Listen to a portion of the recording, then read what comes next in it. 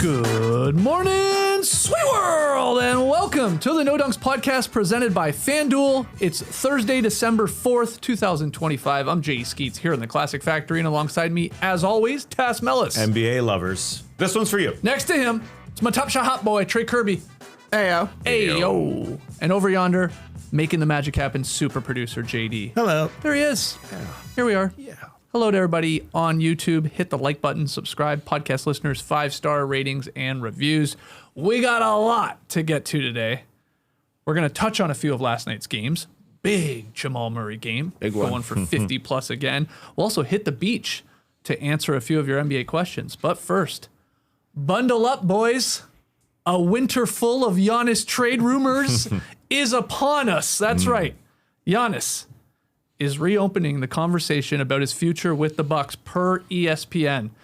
He and his agent are discussing whether his best fit is to stay in Milwaukee or a move elsewhere. A resolution to these talks is expected in the coming weeks here, which will result in shaping whether Giannis is available, I guess, ahead of the February 5th trade deadline. So here we go. We can get to Giannis and his injury last night in a pretty shocking sort of Bucks win without Giannis, but let's start with the juicy part of this, and this is this report from Shams and Windhorse saying it as well. Like, look, here we go again, TK, with the possibility of Giannis and his agent asking for a trade. Possibility? I think this is a soft launch trade request. Okay. Let the conversation begin. During the summer, he's like, I am locked in for the Bucks, but I might change my mind.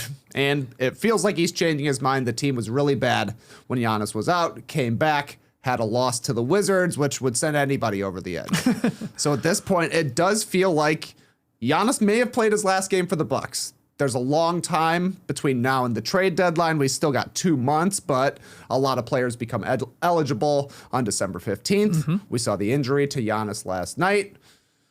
Calf injuries can take a little bit of time to come back from, depending on what it turns out to be. So it wouldn't be surprising to me if Giannis stays on the shelf until he moves to another place. But it feels a lot like the end of the Damian Lillard tenure in Portland to me, when it's like, we know you want to leave, man. You can make a trade request, and I don't think anybody would be upset with Giannis at this point. He won a title for the Bucks, their first one in 50 years. He's given them a lot of chances to build teams around him, including not saying anything over the summer when the biggest move they could pull was bringing in Miles Turner. So to me, yeah, maybe they're discussing the future, but all that means is Giannis figuring out which team is next for him. To me, this is all about Giannis using all the power to get a trade to help him in Milwaukee right here and right now. That's what it is. It's going to Milwaukee front office and saying, we've got a draft pick we can trade in 31 or 32. Go get me some help. Did you see what happened against the Washington Wizards? We gave up those offensive rebounds after offensive rebound in the fourth quarter and giving up those points. I need help right here, right now. To me, it reminds me of the end of the LeBron James run in Cleveland, where he forced David Griffin, the front office, trade every pick, man. Go get George Hill. Go get Rodney Hood. They went and got Dwayne Wade to help him at the end of his career. That's what it reminds me of. But the Bucks have already done that, though, too. Well, they still got more. Years. I mean, obviously trading Middleton for the Kuzma experiment. They've obviously done getting Lillard, and then now waiving him, getting Miles Turner. Yeah. So they have tried things. They've tried. They could try more. But you think Giannis is saying try more? Yeah, absolutely. I think that's what this one is. Him and his agent going to the front office and saying that right now. Then the injury happens, which could be entirely different because this literally could be a long-term injury. We can get into it. It doesn't look like an MRI, Achilles injury. I guess, is coming today, yeah. They're saying basically it's not an Achilles injury. Yeah. There wasn't the look back. No. He didn't look back at his calf. Forward almost. Yeah, he almost looked forward. So it looked different. So it didn't look extremely long. They didn't examine it on the bench. So it doesn't seem like it's a long one. So to me, this is, we got to give this one more shot. I said it before the season. I'm going to be here for the entire season. And then when it comes to the offseason, there's a place I want to go. There's lots of rumors. Hey, maybe it's Atlanta. They could trade back Milwaukee's picks. Those are all rumors to me. To me, it is that he wants to be in New York if this doesn't work out. So it could very well work out like the end of LeBron in Cleveland in 2018, where he just says, I'm out. I'm done. But I think he's sticking around for these next couple months. Like you said, December 15th. I'm putting this down here. Make a trade here in 11 days. It's also my birthday on December 6th. Make me a happy man. So I think Alex Saratzis and Giannis are saying, Make me a happy man. like, I don't think there's many people that are thinking the way you are with this. I think a lot more are saying Giannis came into this season, hey, I will assess where we are after 20 games or so, and that's where we are now. And the assessment is we maybe suck. Right? And so at least we do not show signs of competing for an Eastern Conference title here. Yeah. Right now, they're 10-13. They've lost 8 of 10. They get this win last night. Again, that was huge. They need those type of wins. Mm-hmm. But that more people think it's this meeting, this talk with John Horst and the Bucks front office is, all right, I said what I said in the summer. We came in, we got off to a hot start. Things look good for a second, but maybe we're not all that good, and maybe now explore the possibility of moving me either to my preferred destination, whether it is still the Knicks in New York City or another team. Yeah. So, I think not many people are thinking the way you are with this one, Tess. I got to say. Yeah. And I'm sure other people are thinking this is the best time to get the most for Giannis Antetokounmpo right here, right now, because then you have 2 playoff runs essentially under this contract. So it makes sense to trade him now at his youngest, so you get more back. I understand that. Yeah. But you look at the Bucks roster, how much better did Giannis, who said I'm sticking here for the season, expect them to be? Look at that. Look each one. He expected more from Ryan Rollins. He got it. Ryan Rollins is a most improved candidate. He's a plus 500 on the FanDuel odds to win most improved player. Miles Turner also playing well. I think those are the 2 guys who are untradeable with the Milwaukee Bucks if they're going to go get somebody else. And then there are some players that they probably don't want to trade. AJ Green, probably don't want to trade him. Kevin Porter Jr., who's only played 4 games this season. He just come back for the last 3, starting to play a lot better. I assume they don't want to trade him. Kuzma is playing well, but I think he is tradable. Bobby Portis, Jericho Sims, those guys are fine. I don't know how much better they expected them to be. in all honesty, they're around 500. I think he thought they'd be better than 10-13. Well, he mississed a bunch of those games, and that's a big part of it. 4 games, and they went 0-4. Yeah, and KPJ missed a lot of games too. So yeah. I mean, but I think again the point is, we're doing this again, this soft launch. I mean, this is like soft launch 2.0, for being honest. If you believe all the reports. Well, yeah, maybe more. But it's reported in October that the Knicks were Giannis's preferred destination. That's reported by reputable, obviously, reporters in the game. And then we know that the 2 teams, the Knicks and the Bucks, they talked in August. Now, those trade talks fell apart, but they explored the idea, what would it take? What would we do it? Okay, we're going to wait, all that. And I just think now we've come to the point with Giannis, specifically, like, I'm getting up there. I'm now incurring these, like, cast strains and stuff like that. The guy's not dumb. He knows there's not that many years at peak Giannis level here where it's like the 30, 12 and 8, whatever, that he has left to try and win another title. And I'm thinking he doesn't see it in Milwaukee any longer. I don't think he's won 1 playoff series since the championship. Right. Once the Damian Lillard experiment didn't work out and then Lillard went down with an injury, it was like they don't really have a lot of moves to pull. They do have these couple of picks. They could trade one of them in the future, but what's one pick going to really get you when you have to include some sort of money to get any sort of player back? So for me, it's over. And it's just a matter of Giannis basically deciding where he wants to go, because that's what Windhorse is reporting. It'll be Giannis instructing the Bucks where he wants to be traded and the Bucks trying to make the best possible deal with that team. So I don't know. I mean, is it literally just going to be Giannis calling his shot? Kind of is what it feels like. Right. I think he is saying right here, right now, trade a draft pick and get me something or else I'm gone. It is literally LeBron going to David Griffin and saying, do something. I'm LeBron James. I'm here in Cleveland. And I think he's playing the same card, which makes sense because they need help. But they definitely need help. That's like also malpractice to some extent for the Bucks organization to do that. If he's saying that, hey, trade another future first round pick, get something to help me right now. We're sitting here going, what the hell would they get that's really going to vault them up the Eastern Conference standings into the title conversation? Also, there's a team that's lost 1 goddamn game this year. Like, good luck trying to beat them if you even get there. Well, sure. So I'm just saying, like, what is it? Yeah. At a certain point, you got to be like, we don't want to do that, man. Maybe we look to explore trade. Cavs didn't trade that pick. Right. It was the Colin Sexton pick, right?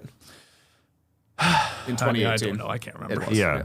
Yeah, they went and got a bunch of players, as I said, even the year before that in 2017, same thing. LeBron did the same thing over and over as well. Oh, I'm agreeing. But my point is we have gotten in the trajectory there. We're at the end, sort of, because that's what the Bucks have done and tried to keep him happy, as you should, with a superstar of his caliber. They've made these moves.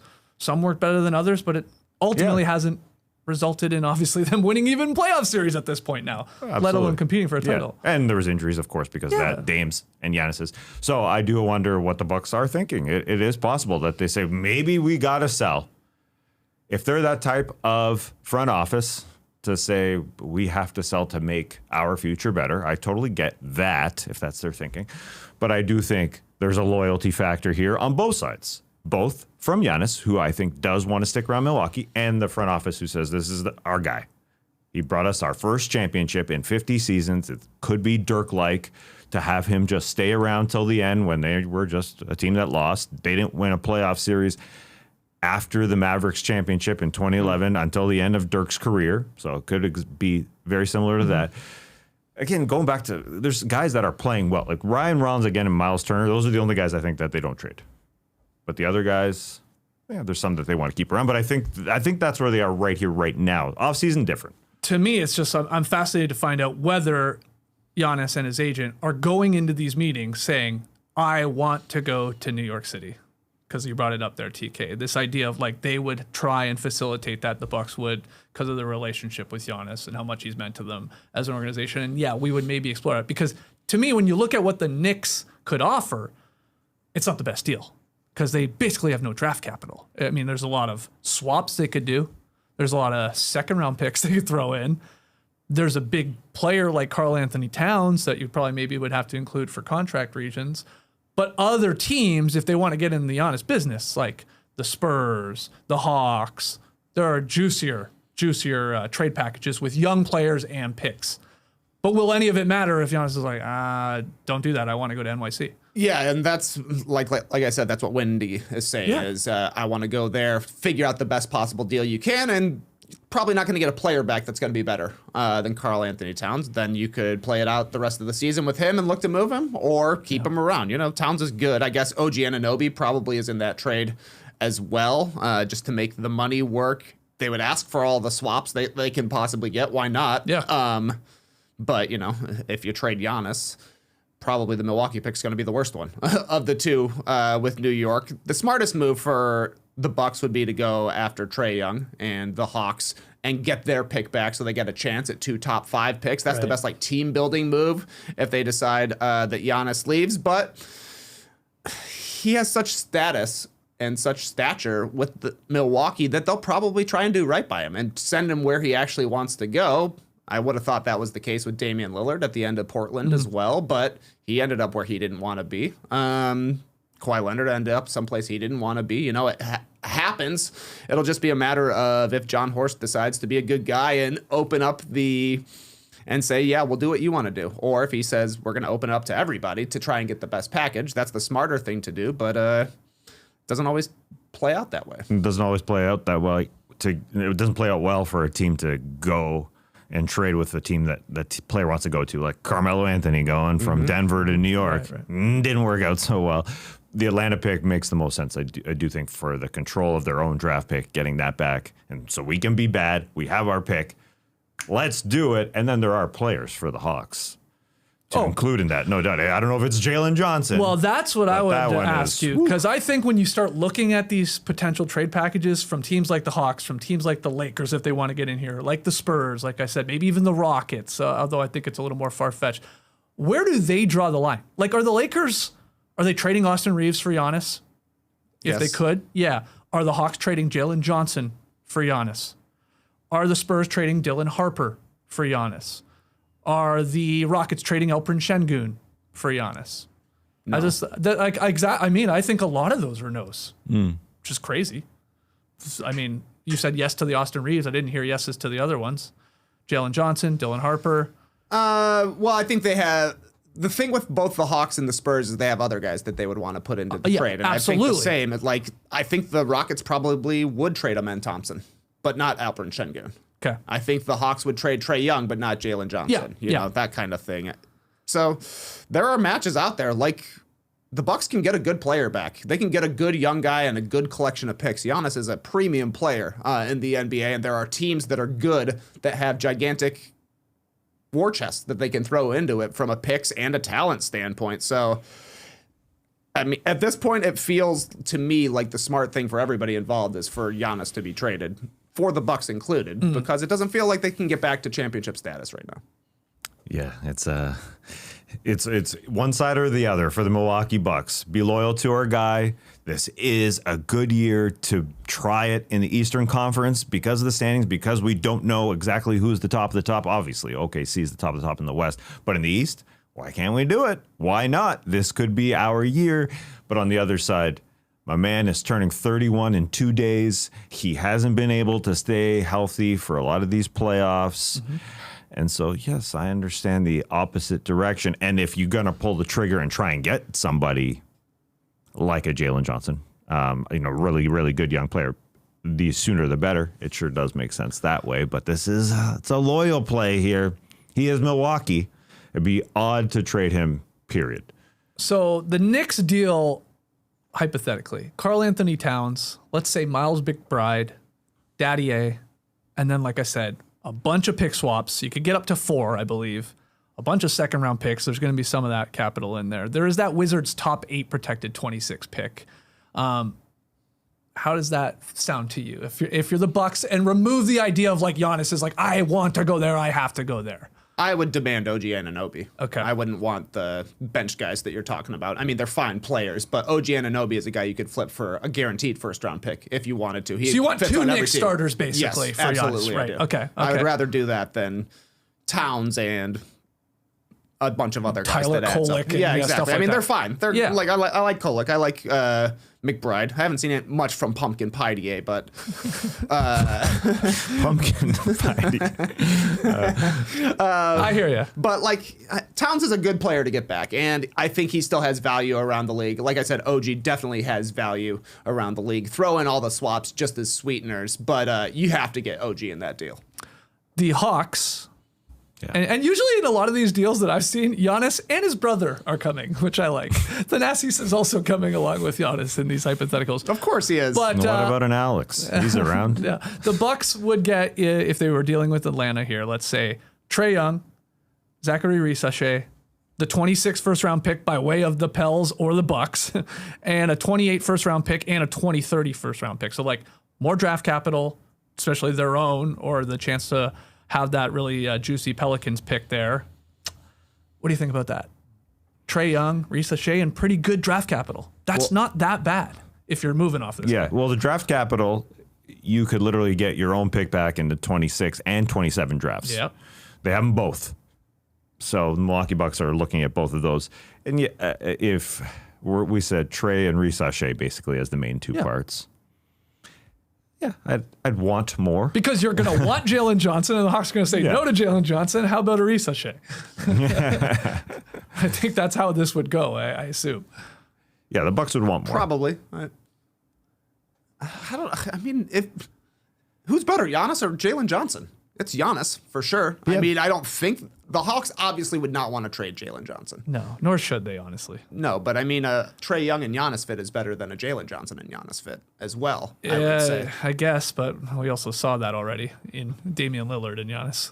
Yeah, I mean, it would so the Hawks it would now require just a lot of buy-in from everybody. Yeah. That's why the Bucks should have done it in the summer when they maybe could have gotten Jalen Johnson before he took a step forward. Sure. But this is clearly the smartest move that Milwaukee could make, getting their picks back for this season and for next season. Because if they trade Giannis, even if it's for Trae Young, the pick is still going to possibly be a lottery pick, right? And you get 2 shots at maybe getting a top 5 this year, another top 5 next year. Your rebuild is on instantly. Yeah. You're on the upward swing from bottoming out immediately. I think that would be the best move that they could possibly make, because the other stuff just is more exciting for the team that's getting Giannis. Yeah, and the Hawks' position is interesting because one player in Giannis might not necessarily give them a chance at the title, and their front office is literally buying into younger players right here, right now, and draft picks. And so do they even do it? Even though Trae is a likable guy here in Atlanta. Looks like they're going to just buy in on Jalen Johnson more so in the near future. But Giannis may not be coming to anywhere but New York. I mean, that's right. These these teams like the Atlanta, the San Antonios of the world, like if they have an awesome package and the Bucks like, yeah, we like that. It's like, it's almost a rental potentially for Giannis at that point. Like you don't have a lot of years if he wants to eventually go somewhere else. Yeah. They'd have to convince him, no, this is a place that you can compete for a title. All right, talk about the Spurs here quickly. They could do a couple things, right? Because they have a lot of young guys. They have a lot of draft picks. So they could go by way of the Dylan Harper of it all, right? That's the juicy, super talented guard that the Bucks could build around. Devin Vassell, Keldon Johnson could be in there. And then future first-round picks. There's a 27 one by way of the Hawks. There's a lot that they could pick from, 29, 32, and all that stuff. Or you go Castle as the main guy in this potential trade. Spurs keep Harper, they keep Fox, they keep Wemby, and then they have Giannis there. That's 4 really good guys. And Castle, and then Barnes, and Kelly Olynyk, and a bunch of draft capital would go back to the Bucks. I guess you have a preference. Would you want Dylan Harper if you're Milwaukee Of more course than you would. Stephen Castle? Yeah, that's a juicier deal. But are the Spurs doing that? Maybe. I don't know. It's interesting to think about. Giannis and Wemby is scary to imagine as a front court. I will say both guys got hurt this season and last season. Kind of freak injuries for Wemby. But it accelerates their timeline. It becomes win now when the Spurs are in, like, it would be nice to win now, but we're trying to win in 2 years. At this moment, the thing that's nice for San Antonio, though, is that they do have picks that they can trade that aren't their picks. Like, they've got a Kings pick that's going to be nice in, 2031? Something like that, I do believe. So they can trade away some of their future stuff and still keep their stuff. I mean, it's likely to be picks in the back 10 of the first round, but at least you still have a first rounder to acquire somebody to go around these two guys. But if I'm Milwaukee, I would have to get Dylan Harper back in the trade. That would be like my Shai Gilgeous-Alexander piece coming from the Clippers to the Thunder. Castle's nice, but Harper seems more like a number one guy, and I think that's something they should be targeting if they're trying to get a young guy. Yeah, Dylan Harper is the guy. If Milwaukee's making this deal, it is interesting what the Spurs are thinking. Are they just going to say, hey, we're trying to stay young and see what we got as much as possible? But they do have good picks. It is the Kings pick in 31. And from the Bucks perspective, you don't want Spurs picks the next 5 years because you assume they're going to be good. Ideally, you want other picks. The Warriors, they always come up in any sort of big game hunting here. Now, for them to make a move for Giannis and their brother, his brother, Draymond Green's contract likely would have to be moved. So Green, Kuminga, Buddy Hield. And they do have first-round picks. It ain't happening. Ain't happening? They don't have enough. Talent-wise. Okay. I mean, yeah, For Giannis. you're like, at that point, you're going, wow, Kuminga's the guy to lead us to the next promised land. And then these future, like, the only good thing about the Warriors picks would be those picks in the future might actually be good picks because Curry would be done. Who knows where Giannis is at that point? Like, they're old. So maybe they'd be very bad during that era. That would be the only thing. But I'm with you. I think it's very unlikely, but I had to bring them up because I've seen them photoshopped into a Warriors jersey. Yeah, you have. Yeah. The Warriors have been chasing Giannis basically since he signed his last contract with the Bucks. They've thought he could be the guy. They couldn't wait that long, so they had to do the Jimmy Butler deal, which hurt some of their trade packages going forward. I think it's unlikely Golden State would trade Draymond Green, and I think it's unlikely that Milwaukee would want him as the centerpiece. If they really want Kuminga, trade one of those picks from 2031. You can get him, I think, for a pick like that. Right. And then the Lakers, they always come up too, but I mean, I guess unless Austin Reeves was in a deal, because then that's a little interesting, but like, what else do they have to really trade? Rui, Vanderbilt, your guy Gabe Vincent, Kleba, Dalton Connect. Like, they would have to just put a bunch of guys together. They have a bunch of pick swaps. They have a 2031 first round pick, but not a lot of draft capital. I think very unlikely too. Unless Austin Reeves is a part of this, which I don't know if the Lakers, with right now with where they are, would they say yeah? I think they would. I do. Yeah, why not? I think it'd be like, yeah, Luka and Giannis. Yeah, we're the Lakers. We'll make it work. But outside of that, there's not a lot. No, Austin Reeves would have to be required, I do think, from the Milwaukee Bucks perspective. And looking at Giannis and what he said when Luka was dealt, he did say, I want Luka to the Lakers. I want Jokic to the Knicks. I want all the Europeans to go to the big markets. So it sounds like Giannis wouldn't be mad. Although, it's a long trip from LA to Greece. Yeah. Yeah, not to get all personal been and all thinking about that. You got to add those 4 or 5 hours if you go west. That's many hours. It's already a long flight, though, so it doesn't matter. But yeah, what do the Bucks give to Giannis in terms of what he wants, as Trey brought up earlier? That's what we come back to. What kind of connection do they have? Is it you can go to the market you want to go to? I don't think it's just because it's direct from Greece. Isn't that what the Kevin O'Connor research was? There's direct flights from the New York area to Greece. He's got to do it. It's not about that for Giannis. It's about loyalty and about basketball first. And I think that's why this early in the season, he's asking the front office, I gave you a championship. Make another trade. Do it one more time. And I know it was literally a couple months ago they traded or released Dame and were able to go get Miles Turner. But one more time. Just one more time, man. One more time. I don't think it's about loyalty, number one, with a bullet anymore, for Giannis. It's about, I want to win another title. He's made that very clear. Yeah. Very clear. He's literally said, I want a second championship. Yeah. I mean, it's from both. It's not going to happen here. From both perspectives, even from the Bucks perspective. This guy gave everything to us. There might be a better trade in Atlanta. Oh, sure, yeah. Trade him to Atlanta. Trade him to the Danforth and the Raptors. We didn't even get into a Raptors possibility. There could be more and better picks, especially the Hawks. The Hawks one is the one. Yeah. But because maybe they're loyal to him. In a loaded 26 draft class, it could happen where you hit like 2 of those amazing guys. Yep. And then you're like, okay, we're off and running, restarting our franchise. So yeah, and having like the Dame stretched contract, it doesn't matter then because 2 of your top players would be on rookie deals. Like, it's fun to be a fan of a team that has young players that are good as well. Like, that's a good way to move into a new era, is to instantly have guys that are excited to watch. I think the Lakers got to be a contender here, though. Like, they would trade Austin Reeves for sure. Are you telling me they could turn LeBron and AD into Luka and Giannis within a year? Right. Come on. Yeah. LeBron's almost done. Yep. And this would be Giannis stepping into the veteran role. They would be contenders right away. It would make their defense better right away. And people who move to LA tend to like staying in LA. That's a good point. So on October 1st, 2026, Giannis will be eligible for a 4-year, $275 million max contract extension. And he'll be able to sign that same deal with another team 6 months, I think it is, after the trade, if he is moved. Point is, he's going to be signing, in theory, another max 275 type deal here. Probably, maybe, I was going to say his last one of his career, like Supermax.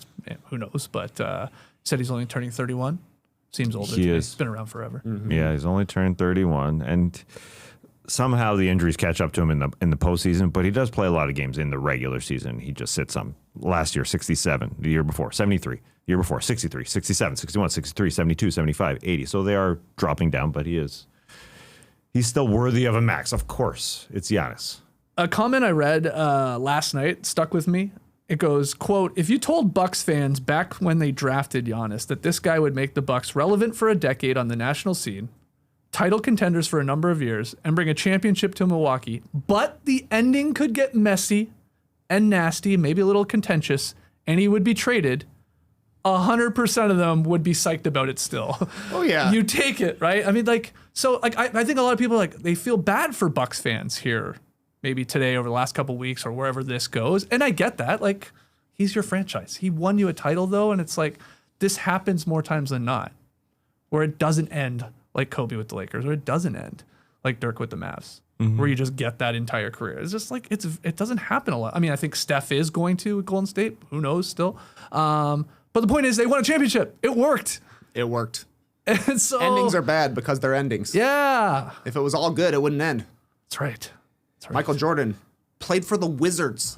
If Michael Jordan can leave the Chicago Bulls because the team decides they're done winning championships, then Giannis can be traded after winning a championship. He was awesome. He's the best Buck that's ever lived, unless you consider Kareem Abdul-Jabbar, what he did back in the 70s as well.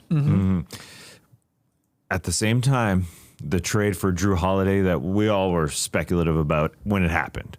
Will this work for the Milwaukee Bucks? Many draft picks for Drew Holiday. at this perspective from the Bucks is we got to pick. We got lots of money. Maybe we can find somebody like that to help remedy us in this year of 2025 when we got a shot at winning an Eastern Conference. I know it doesn't seem great right now, but it was a hell of a lot better a few weeks ago when they were rolling and Giannis was healthy. They could just make that move. Well, we know how Tass is voting here in this poll that we have up on YouTube. Do you think Giannis finishes this season with the Bucks? Tass clicked yes, I assume. 45% of people have, by the way. Wow. 55% say no. But I said this season. The injury is somewhat of a factor. Like if he's out 3 months, this team is bad. So they hold may on. not be a playoff team. So you think it's more likely than he's dealt? I think so, which is weird to say, but Because you're saying then the Milwaukee Bucks say, okay, we are not winning at all. No matter any move we make is not going to work because he's out for a couple months. Yeah, I don't know. We'll find out here today. Hopefully it's nothing serious. yeah, it didn't seem as serious.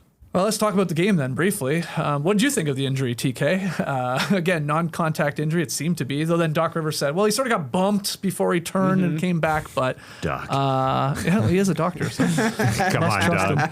what do you think, TK, about this injury? Of course it's bad. He wasn't doing anything. He was just running. Same thing happened in the playoffs. He was just running right underneath the hoop. Exact same thing. I don't know how that affects his trade value. I don't think the team that trades for him is going to care that he's hurt, except for that, like, he missed some games. Basically, since he started in 25, he's missing 15 games a season. Right. That's just how it is. He's going to miss more this year, it turns out. But anytime a guy just starts running and crumples, it's a disaster, right? Like, it feels bad, and then the vampire Dr. Brian Suterer comes out. I never see that guy when things are going good. You know what I'm saying? I didn't like that he was wearing black and red last night, I'll tell you that much. But of course I watched it. So did I. So did I. You're never tuning into Dr. Brian when people are healthy. No. Only when the soleus is popping and the gastrocnemius. Watch that gastroc. But He didn't think it was all that serious. no, and they can do a test right away to see if it's an Achilles. So it's probably not an Achilles injury, which, you know, that's the biggest question mark when a guy goes down and starts looking at his feet. Yeah. Yeah, and he started talking about other injuries. It wasn't so bleak. He started talking about, what was he talking about? I tuned out because I just want to hear about Giannis. But he started talking about on Sauce NFL. Gardner. Oh, yeah, Sauce that's Gardner right. That's clip. right. Yeah, yeah. Because there wasn't much. Because it's usually the look back that you think you've been kicked when it's your Yeah. Achilles. I mean, Yeah. I've unfortunately seen people on the basketball court do that exact thing. Like, did you just kick me? And you're like, no. Oh, that's not good. But he didn't do that. No, he did not do that. And listen, we got to learn more about these injuries. So we're going to have a doctor on Tuesday's show. I don't know if it's Brian Suterer. It's a weird pronunciation. Suterer. It looks like a sutterer. Anyway, we're going to have one to learn more about just the general NBA injuries overall. But he didn't seem too bleak at all, just because he is very familiar with every sport and the look back. Yeah. And this one was fall down, control, be totally supportive of my own weight walking off the floor and walking into the locker room. No one was carrying the dude. That's true. And he's also like, even the Bucks medical team, they weren't like, they sort of were just like, No, they didn't even look at it. Yeah, they were barely looking at it. He's like, I'm just sore. Like, I just Right. strained it probably. So hopefully nothing severe here. We'll find out maybe in hours after the MRI to the extreme. But they'll be very careful with him. Right. Yeah. And it could be like the one in the postseason that kept him out. It was a week, right? Or like, maybe I'm wrong. It was in the 24 playoffs. Did he come back? Oh, the or were 24 they were playoffs. bounced before then? Anyways, it could be a soleus. Anyway, doesn't seem like it's extremely long. I think that's right. We've completely jinxed it now. Yeah, He'll be out that's for the possible. season. Yeah, he never came back. And 24, yeah. Okay. And last year he was dealing with, I thought you were referring to last year, the 25 playoffs, when he was dealing with another one. He gets injured. All right. Anything about the game itself? I mean, the Bucks did pick up a big win. Like, Yeah, that was a Jericho nice win. Sims with a monster game. Everybody contributing, especially when Giannis left like 3 minutes into this game. I don't know if I said that, but yeah. Any thoughts on the game? I am always optimistic when I see a guy perform like Jericho Sims, but even I can't be you can't trade that guy. That guy is phenomenal. 15 points, 14 rebounds, both season highs by far, because Doc Rivers doesn't trust the guy entirely to play a lot of minutes, but he came in and he had a huge offensive rebound. I was more impressed with guys like Adrian Green stepping up. And as I said, Kevin Porter Jr. has only played 4 games this year. The last 3 he's been balling. The great thing about Kevin Porter Jr. this season, which I was very bleak on watching him in the playoffs against the Pacers as their starting point guard, is that Ryan Rollins is the starting point guard. And he is super good. So KPJ can play off the ball and just score like he does when he's the 6th man. And he's really, really good. Ryan Rollins is a super confident player. Giannis loves him. He's a really good defensive player. And Kevin Porter Jr., the last 3 games is when he started playing basketball this season. And he's been really, really good the last couple. So that's the optimistic part. And Doc going zone, I think. That kind of helps. It always helps with this team. I was also shocked to see that Cade Cunningham is human. He airballed a 3 there that, he's sort of been coming through in the clutch time and time again here this season, but that one wasn't even close. Good D from Rollins on it. It was. They he well. missed so bad that Rollins looked back like, are you okay, man? He missed that by 2 feet. That was weird. So Bucks the last 3 games, right? Cade has been pretty cold. I think it's the 3 games. He's been bad from 3. From deep, for from sure. deep. Yeah, I meant more taking over at the end of games, which he has been. But yeah, that one not so much. All right, let's pivot to the other big news from yesterday. We learned a little bit more with Chris Paul and the Clippers and them parting ways. Talked to Pierre here on the show yesterday. The news broke early yesterday morning, and then no one was quite sure what the hell had happened, right? We're trying to figure it out. Well, we got a little more info. CP3 had not been on speaking terms with Coach Ty Lue for several weeks. That's sort of what led to this decision from Lawrence Frank. We also did learn why it happened, I guess, at 3 a.m, why Chris Paul was on Instagram sharing the deuces, I'm out of here. There was that huge mechanical plane failure, which got the team from Miami into Atlanta super late. That pushed everything back. Eventually, Lawrence Frank had a 3-hour meeting with Chris Paul, and they came to this decision. So the biggest takeaway from yesterday's reporting, though, is just they just got tired of this guy. Really, right? Exactly. Ty Lue was refusing to meet with Chris Paul. I don't want to hear it, man. So that's the new news from this. Still weird. It's still bizarre, the whole thing. Yeah, that he's butting heads with people. Not surprising. It's Chris Paul. No. It's Chris Paul. It's happened many a times. An outspoken leader, a stubborn leader. Yeah. Yes. The fact that Lawrence Frank met with him for multiple hours and they had this discussion, they both basically came to an agreement, it sure feels like, rather than, hey, we're cutting you, get out of here. I just flew to Atlanta, why the delays, to meet you face to face.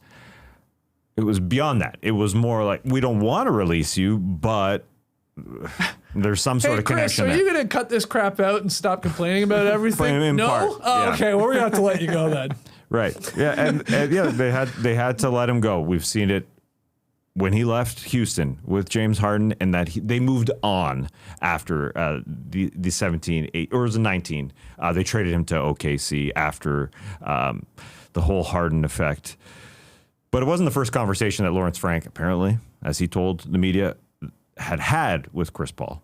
They had a conversation other times about the locker room. And so I don't blame this on Ty Lue, even Chris Haynes' report. I don't blame it on Ty Lue. Why? I mean, why wouldn't Ty Lue meet with him? Because reports say Chris Paul requested a meeting with Ty Lue a couple weeks ago to discuss internal rumors about how he was a negative presence on the team. It's pretty obvious that that was being said. It found its way to Chris Paul. Chris Paul didn't like that. Mm-hmm. We also suck. So I'm going to keep saying we suck and we should be playing this way. And then now I want to meet with you, coach. And he wouldn't even meet with him. I'm sure that's what happened. I'm sure Chris Haynes' report is correct in that he didn't want to meet him. But I don't know all the details. Maybe they met. Maybe they talked. I don't think Ty Lue just says, there's a force field. You cannot come meet me. I think they've had a conversation before. So I just don't see all the details, all the factors. Again, Lawrence Frank meeting with him for hours, not just saying, shake hands, goodbye, Chris. It wasn't that. It was more than that. But anyway. Yeah, it was a longer conversation. But basically, they signed Chris Paul and got mad that he started acting like Chris Paul. Right. So, he was probably right. And Ty Lue and Lawrence Frank are like, I don't want to hear it. Yeah. We suck. Yeah. You're not helping. If they're 500, this doesn't happen. No. Right. It doesn't. They were garbage, and Chris Paul, I'm sure, we know it's not a secret, obviously, how grating he maybe could be. And it's like one thing when you're the point guard, and you're going out there and giving us, 25 and 10 every night. Yeah, we'll take the criticism or we'll take your guidance and all that. It's probably another thing when the guy barely plays, and when he does play, can't hit a shot to save his life. Like, I get that where it would be a little annoying. Yeah. But he is trying in theory to help your team here. And I think a part of this too is having like this veteran coaching group too. Like, it's Ty Lue, it's Jeff Van Gundy, it's Brian Shaw, it's Larry Drew. It's guys that have been around the block for a while. True. And I think they're like, your critiques are grading criticisms, okay? Like, you're just talking, and we know we got these injuries, we're trying this. I think obviously they're just frustrated with them.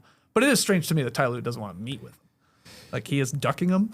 That is weird. That's weird. Yeah, well, I'm I would speculate that they had met before. Chris Paul maybe said, I got to start or something. I mean, I'm speculating, but there was I would assume Ty Lue gave Chris Paul the time to say, this is what we're doing, Chris. This is how we're going about it. And then Chris demands a meeting to say what he needs to say to probably change things in his perspective as a coach. Chris Paul wants to be a coach, I imagine. He probably wants to change things. And Ty Lue said, we already talked about that. I assume. We talked about this before we brought you back for the farewell tour, because they sort of made it clear, remember, when they brought Chris Paul back. It's like, all right, Chris, you're not going to be starting all 82 games like you did for the Spurs here. It's going to be a little different. Right. So Swan Saw, he seemed to agree to that. Yeah, and so that's why I backed Ty Lue to some degree, because they did want to make this a farewell tour, and you're not starting like you did with Wemby last year. We heard your interview. You're saying you got one more year. Steve Ballmer said, all right, that's good. I'm going to be speculated about circumventing the salary cap. This would be good to have. But, yeah, it just sucks that they weren't 11 and 10 or something. Way better than 5 and 16 before this great game that they had yesterday here in Atlanta. They did. They bounced back. They got rid of Chris Paul and they bounced back. Vibes were good. It was that tweet, little teasers taste so good when you don't have somebody in your ear telling you it's nasty. He's like, look at our team's fun now. We can all play. They looked like the Clippers were supposed to look this year. Right. Zubats was dominant inside. The Magic City Magic was working for James Harden. Right. 27 points. He started on fire. He was on fire immediately. Hit big shots when it counted. No Jalen Johnson for the Hawks. So not as much offense, I thought, and that was more of the problem than the Clippers playing really well. But the Clippers played great. They wanted to rub it in Chris Paul's face. So is this how Chris Paul's career ends, or do you think he will find his way to another team here and then really end his 21-year career with another squad? And if so, what is that team? I find it difficult to think that he would end his career like this. I think somebody will bring him around. It's a team that needs a voice and needs help. I don't hate the Minnesota idea. Don't hate it. I know he might butt heads with men in that locker room named Anthony Edwards, Mike Conley to some degree. He can't anger Mike Conley, but the whole him, Anthony. But at the same time, I bring up the Minnesota Timberwolves because they just don't look like a contender in the Western Conference to the level of a few teams. So that would make sense to me. Are there other ones? I don't know. He's never played farther north than Oklahoma City. I guess maybe. No? Yeah, that's the farthest north he's ever played. He's got to be in a warm weather city. I guess so. I mean, he might just want to stay in LA. There is another team. Lakers luckily. is a possibility. I think. They have an open roster spot, but I don't think they're allowed to sign him, or they can't sign a 15th player until January. So they'd have to be like, yeah, Chris, chill out for a little bit. And then maybe we'll bring you in. Also, we might try and trade for Giannis. We might have to ship out like 4 or 5 guys, so we might have some open roster spots. So anyway, Lakers makes the most sense just because he probably doesn't want to leave LA. I'm guessing. That was part about going back to the Clippers, right? Was being by his family. By his family. Yeah, he says he hasn't had his kids be with him for 6 years, and this was awesome. Now it sucked to leave him again, to go somewhere further north than Oklahoma City or whatever. Yeah, I guess. Orlando? Like, I don't know. Ooh. I don't know how much he helps, but yeah, right. He doesn't hurt. Yeah, you know who really, honestly, this is never going to happen. I don't know. Maybe he really takes the coaching thing seriously. The Wizards should get Chris Paul. Bub Carrington needs Chris Paul. Okay. I would like to see that for his career. And that would be, if he ever did that, that would be a Chris Paul, like, I am going into coaching. I'll do this again. I'll try and get another young guy back on track here. Mm-hmm. But very unlikely. I think he will be on the Lakers is my guess. Yeah. If He's got some friends if there. basically LeBron wants it, but he's buddies with him. Yeah. But he might be one of those buddies that like I like seeing this guy every once in a while. I don't want to hang out with him all the time. Took a long time for Melo to get to LA when everybody was did. assuming they're going to join up right away. You know? It did. Well, he can't sign there until January, as you said, right? yeah. I'd just make up another rule. We can't sign until February. How about that? Make up another CBA rule just so we can push it Or back. just say, okay, we'll sign you, but just come around once a week. Stay home. Don't come on road games. Yeah, just stay home. You want to be close to your family? Make that agreement. And it's hard to say how much he did for the Spurs last year because the Spurs are the Spurs and they have this great organization. But you look at everybody and the way they're performing right now. You mentioned Bob Carrington as a young guy. He could, put his arm around. Yeah. Stephon Castle looks freaking awesome. They look developed and playing, within their skill sets. So, yeah, you could be a young team that does it. I don't know how much he wants to go to friggin' Washington. No, though, I am truthfully disrespect to the looking at city of Chris Paul. Washington. From what I've seen, I don't see him really helping any team on the court. This is to me just maybe to either get a ring, to maybe end his career with that sort of nice button, or the idea of helping and coaching, and like he's done in OKC. I mean, Shea talked glowingly about him. I know OKC has come up. They're like, can they somehow get him back there and try and win him a ring? He was an all-star. He left James Harden, became an all-star again with OKC. He had a good year. Houston Rockets. Yeah. Teach Reed Shepherd. Yeah. Here's how it is to be a little guy out there. Oh, in a locker room with a bunch of guys that he could butt heads with, but are already butting heads now. Imagine some of that's happening with him. Rockets seem to have pretty good vibes, I think. Oh, I they're think good. wanna But touch yeah, anything. butting heads in a good way. Like Udoka's butting heads with people. Yeah, but anyway, butting heads Yes. in a good way is I like Yeah. that way. I know what you Yeah. mean by that. Yeah, it's a positive. Hey, let's get this done, type of thing. Chris Paul, I could see that. Is it the 04 type Pistons again? Like that type of a-hole with Sheed and Ben Wallace and that type of guy. Yeah, Rockets not bad. Well, you said it. Harden scored 27. They ended their 5-game skid. The Hawks were brutal. They had no Jalen Johnson. They have no Trae Young. They don't have much chance of like creating any advantages without either of those guys. It was, I think Hollinger said it, that Atlanta made a tremendous all-star case for Jalen Johnson last night with them not playing and the way they looked. They shot like 38% from the floor in the first half. They had a lot of turnovers. It was sloppy. But Hollinger also was at the game and he showed us those Outcast dolls. Because we were like, what are these things? What are they? Are they bobbleheads or are they plushies or are they like little figurines? And there they are. Look how cute those are, Tass. Yeah, those look like a crochet knit. They do look like that. But are they plastic? But I Yeah. think they're plastic. Hard plastic? Yeah, Very I think good so. call. I think so. I look at the bod, looks like a crochet. Then you look at those feet, they look plasticky. Yeah, I think it's just made to look like a crochet doll. But I think they do look sort of cool. No wonder it was so confusing. They know what they are. Because it's both somehow. Yeah, they do look cool. They do look cool. Andre 3000 would never wear that, though. Yeah, you're right. That looks like a big boy outfit. You're right. But Andre would be a lot funkier.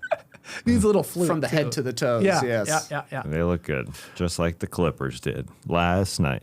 And you were right, no Jalen Johnson, but the fact that they win a game where they shot 10 of 31 from three, it's not like they bombed away and had a great game. And Kawhi was 7 of 21. Great vibes with James Harden, drive, kick, and pass. It looked like a different team out there. 29 assists on 44 shots. I heard Kobe Sanders, a young player, say that we had a great talk before the game in the locker room. He told the Clippers radio guy, play-by-play man, Carlos Jimenez, this. He said, it came together. So one game, great vibes around the Los Angeles Did Clippers. anything change? In the locker room? I don't know. I don't know if anything changed. Yeah, for sure. They were allowed to play music. All right, we are running long here, but let's get it's a to chunky. big performance last night. We have to talk about Jamal Murray scoring a season high 52 points as the Nuggets held off the Pacers. This is 2 nights after he sprained his right ankle. I think he was like a game time decision whether he was going to go in this one, but Jamal Murray delivers one of the NBA's most efficient performances ever. Not of the season, ever. He made 19 of 25 shots. He was 10 of 11 from deep. And yeah, the true shooting percentage, when you crunch the numbers, Keats had it, 96% true shooting percentage last night. Jamal Murray now owns 2 of the 6 most efficient 50-point games in NBA history because he had a 50 burger where he shot 100 true shooting percentage back in 2021. So an incredible game from Jamal Murray. Incredible game from Jamal Murray, and I actually thought it was going to be Jokic that was going for 50 with the way the Pacers were playing him to start this game. They're saying, J Huff, see what you can do one-on-one, and the answer was not very much. So a couple of easy buckets for Jokic, and then the Pacers were like, okay, we got to change something up. They started doubling him, which opened up everybody else on the floor. Murray, most of all, 52 points, and it just felt like every time the ball was leaving his fingers, it was going to be a pure swish. Yeah, only one hit the front rim and bounced in. Yes. Yeah, that was the only one. Pretty nice. And when he starts rolling, he's a great heat check guy. He's ready to get the next shot up, and it went in all the time last night. Jokic finished with 23 and 13 assists. 5 of those assists were to Jamal Murray, and I was deep in the data. 5 screen assists for Jokic as well. I wonder if he ever gets a screen assist and a real assist on the same play with the dribble handoffs, because that happens all the time. But the two-man game between these two, that's like the pinnacle of it. 73 points or 75 points combined from the two of them. Pretty good. Yeah, it's awesome because, as you said, game time decision because he was hurt the previous game, and then to see him come out there, it looked like it was the Jokic night because he had Huff huffing. He was just going by Huff. Yep. And Jamal Murray, as you said, he got that front roll on that 1-3, that's when he started blowing his hand. That was the heat check, right? Yeah. Literally the heat check. My hand is on fire. And the true shooting percentage in this game and overall his career, this is his most efficient season, at 63.4% true shooting. He looks like a great player. Nearly 25 points per game. This is definitely his first All-Star appearance if he keeps this up. I think so, yeah. And his shots have hit a career high in terms of shots per game. And to see him a career high with 10 threes, awesome season for him. Guffrin? Ollie, I don't know if I'm saying that correctly, on Substack asked, who has the most 50-point games all time without ever being an All-Star? So I looked it up. It is now Jamal Murray by himself. He's done it 5 times in his career, if we count the playoffs. He will probably make an All-Star game this season, I think, rightfully so. The only other guy to do it 4 times and not make an All-Star game? Jamal Crawford. Bingo. 4 different teams. That's exactly right. Nice one. Got some more stats for you here. This one from Statitudes. Jamal Murray matched the highest 3-point field goal percentage in NBA history by a player to make at least 10 threes in a game. So he shares the record here of 90.9% from deep on at least 10 made threes in a game. Can you name the other 4 guys? One guy did it this year. Aaron Gordon. Aaron Gordon did it in early October, or early start of the season, I should say. Game 1, right? Or was that game 1? Yeah. Maybe. it was game 1, I think. Oh, I don't know. Yeah. October 23rd. That sounds like 10 for game 11 1. threes, yeah. I guess it could have been the second game. Anyway, he's one of them. Can you give me the other 3 names? One. Say it again. 50 points, 10. Wait. No. I'm looking for shooting basically 91% from deep when you hit 10 threes. Clay? Clay is one. 2019. Nice. This guy. I don't think Curry's there, actually. No. We got a white guy that still plays in the league. Nope. He's sort of like a Corver though. This guy. He's a worse Corver in my opinion. Ooh, a diss. You're gonna diss this guy? This guy's definitely a worse Corver. Okay, so it's not AJ Green. No. Oh. He's older than AJ Green. Trying to think of some old Kyles. My old Kyles. Duncan Robinson. No. Old. A smaller version of Duncan Robinson. Smaller Duncan Robinson. He sounds like a duck.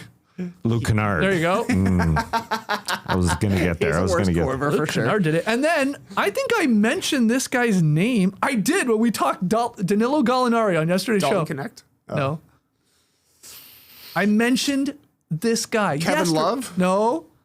What, did he play with the Denver Nuggets? He played with Gallinari, yes, he did. And I said it. I said, he got injured too that year that Gallinari tore his ACL. Yeah, it's weird. This guy went 10 Ty Lawson? Ty Lawson. That is a weird one. I think I That's a remember weird one. podcasting with you. 2011, he did it. It was at the end of the year. So there you go. Jamal Murray, Ty Lawson, Klay Thompson, Luke Kennard, the Duck himself, and Aaron Gordon, guys to hit at least 10 threes in a game and have a very high 3-point percentage. Also, one more, because this is fun. He's the 3rd different player, Murray is, to score a 50-point game for the Nuggets this season. You got Aaron Gordon, you got Jokic, and now you got Jamal Murray. Only 2 other teams in NBA history have had 3 such guys in a single season do it. The 61-62 Lakers. Oh, yeah, for sure. You'll never name the 3rd guy on that team to do it because you got Elgin Baylor, you got Jerry West, and you'll never, ever, ever name Rudy LaRusso. What a name. And then Rudy LaRusso. this one's not a shock. The 18-19 Golden State Warriors. Clay, Steph, and Kevin Durant. That's a good team. There you go. Pretty good team. Didn't win the championship, though. I remember that. That's right. Murray, though, was in such a groove. Did you see this? During this game, such a groove. He's signing autographs mid-game. What? Yeah. There's like someone in a Nuggets jersey on the baseline. He just goes over, signs something for them while the game's, not like while play was happening, but like a dead ball situation. Oh, awesome. Yeah, that's when you know you're feeling it. He was feeling it. Yeah. The other game of note last night, because it ended in style, Luke Kornet blocking Franz Wagner's last-second sort of little layup hook shot attempt as the Spurs hold off the Magic 114-112. TK, Luke Kornet. The opposite of Chris Kornet. Paul. All good vibes. He's only good vibes. This guy's got great vibes everywhere he goes. Yeah. Since moving into the starting lineup with Victor Wembanyama's injury, the Spurs are 7-2. So I know what you're thinking. Are the Spurs better without Victor? Should they trade him? Is it time to move on from Victor Wembanyama? I don't think so. But some nice wins for the Spurs during this downtime. They beat the Magic last night. They also got a win against the Nuggets, got a win against the Hawks. They beat some lesser teams as well, but they're looking good, and Kornet is just a nice fill-in piece for Vic. I thought the 4 assists were pretty good from Kornet as well, making plays out of the short roll. De'Aaron Fox has also been really great since Wembanyama went down. 27 a game, 6 assists, 49 from the field, 40 from 3, hitting a lot of big shots, including in this one. So anytime the Spurs are winning without their number one guy, I'm impressed, and they've done it pretty regularly and against good competition. Yeah, excited to see Stephon Castle and Wemby come back. They're on a road trip. There was some talk, some rumors that maybe both those guys will be on this road trip and be able to play against the Los Angeles Lakers in the NBA Cup quarterfinal next week. That's still not... That's still a week away, basically. Yeah. 6 days away. That's still a possibility. Mitch Johnson, the guy who's going to get some Coach of the Year votes, was asked about it. He played it off. He said, luckily, I don't have to deal with that. They just automatically I got just show Luke up. Kornet, baby. You think I need to worry about that? Yeah. The French horn. Wemby and Luke Kornet. The combination. I mean, it's easy to have fun with Luke Kornet. It was a hell of a block. That was a great block. I think Wagner's scoring. I mean, he's right there. Yeah. It was a nice play call. Yep. Got him a shot. It was a good look. It was a hell of a play call, right? Because it was a back pick and all that. And he came Luke Kornet came screaming from the 3-point line, like great awareness of obviously time and all that. So I could leave this guy. It's not going back to my guy. Yeah. And then didn't hit him as he went flying by. And then he dropped like a Usain Bolt Very funny pose as he celebration. screamed and everybody mobbed him. He had that smile going for like 8 So funny, seconds. Cheesing, man. So funny. Yeah, the Spurs absolutely cooking. Now, Dylan Harper, as we talked about yesterday, just watch his pace of play, just how slow and comfortable he looks, while obviously being super fast. Looks awesome. And we didn't talk about Carter Bryant. That's how good this team is. They're so deep. Guys like Carter Bryant, who's going to be their wing defender, he got into it a little bit with Wendell Carter in this game. That's how confident this team is. And that's why this team is scary in the Western Conference.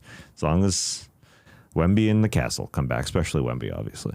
Yeah, there were some, I was going to call them controversial, but they really weren't. Fouls at the end of this game. One resulted in free throws for the Spurs to sort of get them, the other way around, for the Magic to get back in the game. Franz Wagner hit all three of his free throws. And then on the other end, it was De'Aaron Fox sort of in isolation, and he sort of fumbles the ball. And then so Jonathan Isaac comes over and is trying to prevent, obviously, an easy shot attempt from Fox. But he puts his arm in there because I think because the ball sort of got loose from Fox for a second, he thought he might be able to go for it. But then anyway, his arm got caught in on Fox, and that resulted in free throws. He hit those two, and then we got to that game-saving block. But I thought it was a foul. I thought so too. It was. A lot of chest going on there from Jonathan Isaac. I did like the little boosty though that the Magic got from Jace Richardson. 8 points, 5 rebounds, 2 assists. He's had a couple of nice games in a row coming off the bench for them, giving him some athleticism. But he looks tiny. It's crazy that he's Jason Richardson's son. Yeah, because he looks he's a big dude. quite that guy. slight, Yeah. and Yeah. Jason Richardson was like a muscle dunker. Yeah, yeah. It's a character that doesn't exist in the NBA right now. Just like a real strong guard Yeah. with jacked muscles. Yeah, who would be the closest to that? Anthony Edwards is Yes, pretty jacked, he is, but not to yeah. that level. Yeah. As a guard, yeah. Desmond Bain, sort of, maybe because his arms are He's short. got the muscles for sure, yeah. Yeah. Do you think Franz Wagner should have not collected himself and just sort of alley-oop and threw it up there? I know we could say that now because He had a Luke second Kornet and a was- half. Like, I think it was. I mean, He probably had to. I kept watching. I thought, is it your mistake? Was it your? No, but Champagne did a good job to stay in the play, Yeah, even though he he did. was beat. Like, he kept hustling enough that Wagner had to pivot, which Yeah. gave Kornet enough time to make a good play. great play. And then there was other games last night, but we've gone way too long. But the Mavs beat the Heat. Michael Porter Jr. big game against your Bulls. That's a tough loss for them. The Knicks did great. They beat the Hornets. Avdia, the Blazers, really good win over the Cavs. That's another eye-opening loss for Cleveland. They had Mitchell. Yeah. They had Mobley. That was They had disappointing. Garland. And then the Rockets crushed the Kings. So we'll have to leave it at that right now because we got to hit the beach. But first, a quick break to hear from our sponsor. We're a quarter of the way into the NBA season. Does it feel like it? Nah. I agree. It still feels early. Yeah. Yeah, Same. no, it doesn't yet. It feels like we played 10 games when we played 20, 22. 20 some of plus them. at this point, yeah. Does it feel like FanDuel is your home for live betting? Oh, yeah. Absolutely. I basically live there. It's my home. Yes, you do live there. You live in FanDuel. You live in the app. Every day before the show, we got to hack into Skeets' computer. He comes through the screen, sits there, and has these beautiful questions for us to answer. Yeah, he's the one who picked the game today. I did Usually pick it's tonight's me, game and but pick 'em. Yeah, I was wondering where you were. You were running I late wasn't for home. everything today. So even if you missed the start of the game or want to ride the hot hand, FanDuel has live bets and apparently housing. Live bets on everything from who will score next to fourth quarter comebacks. Plus, you can even combine your live bets into a same game parlay for a shot at a bigger payout. However you want to play, now is the perfect time to join. FanDuel's giving new customers $300 in bonus bets if your first $5 bet wins. So just visit FanDuel.com to sign up today. Play your game with FanDuel, official sports betting partner of the NBA. All right, hit the like button, subscribe, podcast listeners, 5-star ratings and reviews. Let's hit the beat. You got the buzz, I got the rockets. You got the nuts, I got the chocolates. We got that chit chat down pat, blah blah blah. You got that certain special, je ne sais quoi. Let's go. All right, we're on the beach. Keep your emails coming. Keep your comments coming in the YouTube section below. All that good stuff. We'll move with some pace here. First one from Rohan in Melbourne, Australia. I've been tuning in since 2013, and every year I marvel at Tass's optimism for his beloved Toronto Raptors. When everyone's tipping a down year, he's got faith at least a 500 year. And it made me think, even a broken clock is right twice a day. When's a time when you've been stuck to your guns with an opinion, been wrong several times, but eventually it's come back around to being right again? Rohan, I think you're wrong. I think you look back. In 2022, the Raptors had been over on their over-under total in 10 of the previous 11 years. So I ain't no broken clock. I'm just right all the time. I hope I was right. I hope I picked them. I didn't go back and check. Although, listen, I've been wrong and since 2022, I made a couple over picks, that's for sure. But this year it's paying off, Rohan. This year it is correct. So anyway, thanks for the email. That's all I got. Do you have an answer? My Jimmy Butler, Paul George take aged beautifully. I think when I was saying Jimmy Butler was better than Paul George was probably actually better. Back then, he certainly had a higher profile as the Derrick Rose injury kind of took the Bulls out of any sort of contention in the Eastern Conference. The Pacers ascended. Paul George was an MVP candidate when he went to the Thunder, and, people had high hopes for him when he went to the Clippers. But once Jimmy Butler got to Miami, basically, the tides completely turned. It took them to the finals 2 times, and I think at this point, people would agree with me. Yeah. Jimmy Butler over Paul George. Mine's pretty obvious answer. You probably know where I'm going. In 2020, I told Trey Kirby specifically, all-star season from Shai Gilgeous-Alexander loading. Unfortunately, no. He didn't play a lot that season. 2021, I told Trey Kirby, all-star season from Shai Gilgeous-Alexander loading. Nope. Getting closer, though. Putting up some points. He was in consideration. And then 2022-23, I said it once again. And he became an all-star. He became a first-team All-NBA player. He became a top 5 MVP candidate. And then would be a runner-up to MVP, and then eventual winner. So, I was on the SGA train pretty early. You were. And I was saying, this guy's something. He's from the Hammer. And the hammer, it's different. There's a big hill you got to go up and down. So That's why he has such good fitness. that's right. Well, you also just loved Kentucky guards, though. I do love my Kentucky guards. Yeah, my Jamal Murrays, my Tyrese Maxeys. Devin Book. Devin Buck, you're right. Yeah. I do. There's a lot of them. Tyler Hero, not Fox. so much. De'Aaron Fox, thank you. Oh, Fox, yeah. Yeah. I don't know why I never really fell in love with Hero. Plays a little differently in a Racist. weird way. What's that? You're a racist. I'm racist. I hate white guys. That's true. Yeah. Here's something I'm wondering if I'll ever be right about again. I like mock turtlenecks. You know, like not a full fold over turtleneck, but the one that just goes a little bit up. Maybe covers that Adam's apple. I've been in on mock turtlenecks since the 1990s. For a long time, it was only me, my dad, and Stan Van Gundy. I don't even think Stan Van Gundy's still in on it anymore, but I wonder if it'll ever turn to where people agree, because it's been a tough 20 years. It's fashion, man. It's cyclical. It'll be back. It'll be But back. It's been a while. Yeah, we gotta You'd work think our it way would have back. been back by now. Yeah. Yeah, I think somebody saw you in one earlier this season, right? And I I've said, been known to wear a mock and they every said, now and then. "What is that? What is that thing?" Yeah. Listen, you wearing the New Balance shoes that have literally come back in terms of fashion. I can't get behind it. You know, these shoes that everybody's wearing. But I used to sell these shoes. They looked exactly the same. They look exactly the same. They were geeks. Yeah. They're They're old people. Yes, Yeah. middle-aged people. Yeah. And the majority of them. I would get on a knee and lace it for them. And I thought, why are you buying this thing? No, the 608 was a solid shoe. Anyways, there's some solid ones out there, but they've come around. And I'm thinking about wearing basketball shoes because the New Balance ones look that good. Like it seems like they've started to expand. It's not just a Jamal Murray brown shoe. It's everybody's wearing them. They've got some good looking shoes for sure. do. Yep. Next one. Hey, No Dunks. When Tastradamus willed Thiago Splitter into a head coaching role, Splitter joined a select company of NBA players whose most famous moments were on the wrong end of a highlight. Tyronn Lue got stepped over by Iverson, and Splitter got rejected by LeBron, both in the NBA Finals. What other NBA coaches, past or present, have most famously been on the wrong end of a highlight? Burn up, love some fries, all done. That is from Unadvanced Analytics. It's their name. Yeah. Yep. Yeah. They longtime fan.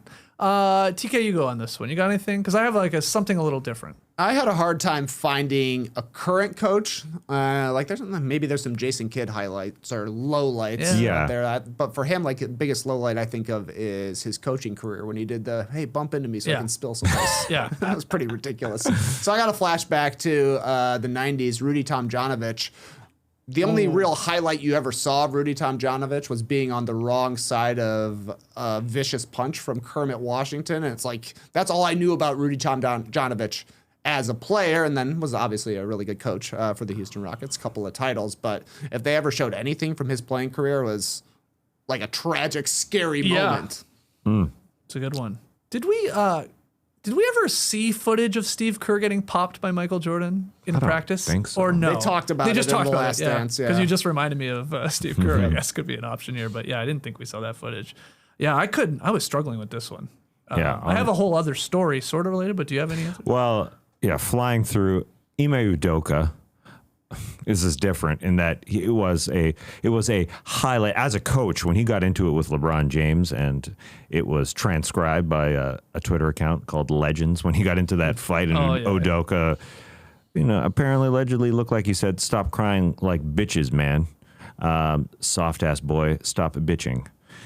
Acting like you're going to do something. I think Ime Udoka's more known for that than an incredible head coaching career so far.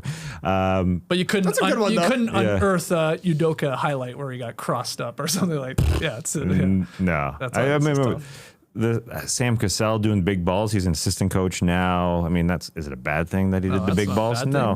That's legendary. Or Chauncey Billups is currently a head coach. He's known for something far worse off the court. Yeah. Now, allegedly, it's an alleged crime. Yeah, but that's all I got. Here's my sort of like story off of this question. So I'm watching the New York broadcast of Raps Knicks earlier this week, right? I love me some Mike Breen and Clyde Frazier. Sometimes I just default to the home team. I say that because usually I'm a Devlin guy. Although I will say it was hilarious watching the Knicks broadcast because Devlin is right beside him. you could hear Devlin on the call for the Knicks broadcast. Wow. It was like bleeding through. Scotty Barnes actually. kept taking threes and he was hitting them during that stretch. I brought it up on the show. I kept hearing someone yell, Scotty! Scotty! And I'm like, wow, there's like a diehard Raps fan like sitting like right there. And then a little bit later, you could hear Devlin, like actually Devlin's voice saying whatever it was about the game. From Like, Westchester! yeah, it was like, oh, it was Devlin the whole what it time. was. And then I was like looking, like, oh, he's right beside him. And Devlin's got a loud voice. He does. projects. Anyway, I'm watching that game. I'm watching the Knicks broadcast. There's a sequence where Mitchell Robinson was dribbling up top near the 3-point line, like actually dribbling. And Mike Breen, he noted, wow, that's more like ball handling from Mitchell Robinson in these last 2 possessions than we've seen like in weeks. I thought it was pretty funny, which triggered a funny Clyde story about when he played. Knicks coach Red Holzman would tell Phil Jackson, here's the whole point of this now, don't dribble the ball, just give it to Clyde. So this is what the legendary Red would say to Phil Jackson when he played for the Knicks. So Jackson says to Red, well, what if Clyde is covered? And Red says, well, just throw it in the stands. I don't want you to dribble. So, I guess Phil good Jackson start. maybe was, he was out there for defensive purposes, but not out there for guy. dribbling. Yeah. It's great to tune into the other broadcast because I was just reminded of this the other day because I'm just lazy. Okay, this game's on, but this is a stat. This is stat geekdom right here. The other day I said Denny Avdia started his career with the second most 30-point triple doubles in NBA history. Right. And I was told by our friend Seb, apparently it's this guy. I'm listening to the Blazers broadcast and it's this guy. So I said, whoa. Let me go over there. And I heard who it was. And I checked the stats. I think it looks like they're tied with 4 It was 4. 30-point. Yeah, it's they tied. It's Pistol Pete, isn't it? It's Pistol Pete, yeah. Yeah. I was surprised by that. Would have never guessed that. No, but he had 4. Well, you'd think it's Oscar, but Oscar Robertson only scored 20 plus Yeah, in his triple yeah. doubles to start. So anyway, cool story, bro. Very cool The other broadcasts are fun. That's all. Yeah, a lot of variety. A lot of variety. Oh, we got time for one more. Why not? I have some urgent news. This one starts. I just found a Michael Jordan playoff game wedgie. Yesterday, I wanted to watch some random old games to compare the pace and style to today's play. So on YouTube, I just typed Chicago Bulls 1992 playoffs, and I found Game 6 of the Eastern Conference Series, Bulls versus Knicks, and I just started watching. And then halfway through the first quarter, MJ posted up Gerald Wilkins and shot a turnaround fadeaway. Boom! A wedgie. Just a thing of beauty I had to share with you guys immediately. Interestingly, the broadcast refers to the wedgie as an incident which already had happened during the 92 playoffs. So I will start the search for that wedgie and I will let you know ASAP. Keep up the great work. That is from Marvin, and Marvin shared the clip. We have the clip. JD, you can roll that because I know there's a bit of build up to MJ finally getting it on the block versus Gerald Wilkins. But you'll see it here. Here we go. MJ in his spot, backing him up. Little shimmy, turn around. Yeah, that's a nice wedgie. That's the best player we've ever seen have a wedgie. Stuck in D. Yeah, nostalgia comes back. You see 92 NBA playoffs on the floor. That was a great clip. I was wondering, I'm like, was a young 12-year-old Skeets watching that game? And what did he do when he saw that? I can't remember. Maybe I wasn't. I don't know if that was a day game or a night game. If it was a day game, it was more likely I was watching it than a night game. But Well, we can find great out. wedgie. Find out what time? Yeah, we can find out the time. Do you remember before you got in here this morning, we were Yeah. talking about the time we were on a StreamYard. I don't know if it was during the COVID years, but Lee had like a hookup. Somebody he knew was like feeding him all these like historic wedgies, like from the 90s and stuff. Like, do you remember that? And he was like teasing us with them, and No. he was like sprinkling them in. Yeah, were you no. out there? Oh, I got JD, something. you I got confirmed I wasn't something. crazy, right? We definitely watched some. 100%. Yeah, okay. 100%. I know who it is. I don't know if You we're know allowed. Lee's source? Yes, we all know the source, yeah, I do but too. I can't remember if we're allowed to say.